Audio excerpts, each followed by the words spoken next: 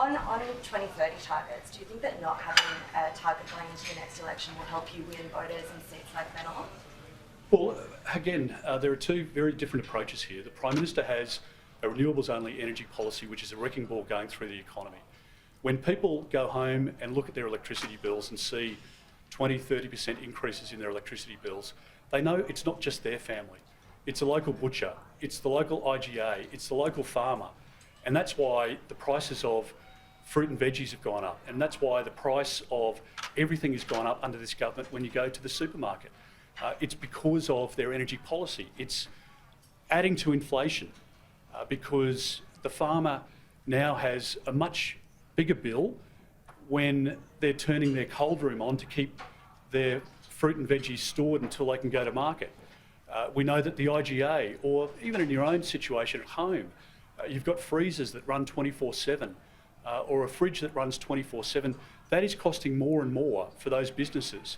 And all of that cost is being passed on. The restaurant, the great restaurant we're here at today, will have extra costs in keeping the lights on, keeping their cold rooms running, keeping their kitchen operating, and all of that expense gets passed on in higher prices to the consumers.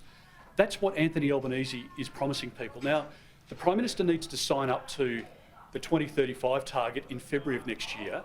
It's between 65 and 75%. We don't know what that means yet. So how can the Prime Minister sign up to something where there's been no economic modelling? There are many people who are worried about our economy going into recession by the end of this calendar year. There was only 0.1% growth in the economy in the last quarter. We're up to the 5th consecutive quarter of a per capita recession in our country. Australians are struggling to pay their power bills, and yet the Prime Minister is wanting to sign us up to an arrangement that's going to massively increase the price of electricity. I don't understand how the Prime Minister could be so out of touch with families who are really struggling under this government. They're paying more for everything under Labor. And nobody can afford 3 more years of Anthony Albanese. Nobody in Australia today is better off than they were 2 years ago when he was elected, because he doesn't have a clue about economics. He doesn't have a vision for our country. How can you have a vision for our country when you can't manage the government on a day-to-day basis? And that's where the Prime Minister's at the moment. And unfortunately, it's mums and dads and families and small businesses who are paying the price of Labor's economic incompetence. He promised a $275 decrease in your electricity bill. You've had a $1,000 increase. And that's just the start of what this Prime Minister is signing up to. So we're going to meet our net zero by 2050 target. That's absolutely essential, and we're committed to that. But I'm not going to sign up to a Prime Minister's policy that is really going to further harm Australian families. I'm not going to be a party to that. So do you have any policies to... Sorry. Well, as you know, I mean, we opposed in the Parliament this measure. So yes, it's gone through shadow cabinet. We had that discussion, and we were very clear about that at the time. So do you have any policies then to reduce emissions before 2035 rather than 2050? And how are you going to sell this message to TLCs, for example, who asked for stronger climate action on emissions at the last election? Well, a couple of points. I mean, one is that we've signed up to the Paris Agreement. We're not proposing to exit that. We're committed to our net zero by 2050 target. But I think if the economy is going into recession, people are already paying 20, 30% more for their electricity bills under Labor.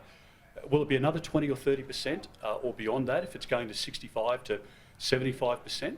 To achieve their 43% target, the government is proposing to increase the price of cars by $10,000. I don't know any family that I've met as we've gone around the country over the course of the last 12 months who says that they can afford to pay another $10,000 for a Toyota Hilux or a Toyota RAV4 hybrid.